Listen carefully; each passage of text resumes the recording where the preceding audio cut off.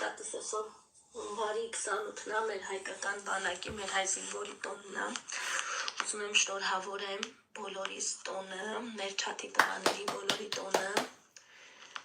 ովքեր որ ծառայում են կամ ովքեր որ ծառայել վերադարձել են, իրանց ասեմ, որ շատ շնորհակալ եմ,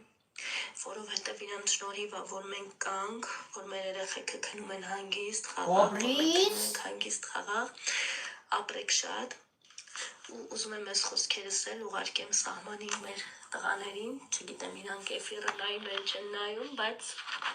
տղաներ, եթե նայում եք, ես էլ եմ միանում։ Կզգան այդ ջերմությունը մեզանից փոխանցվող։ Ուզում եմ ասել, թե որքան հպարտ եմ քեզանով, թեև մենք հեռու ենք, բայց իմ սերն ու աջակցության զգացում միշտ քեզ հետ է։ Շնորհակալ եմ քո քաջության, համարձակության ու հայրենասիրության համար։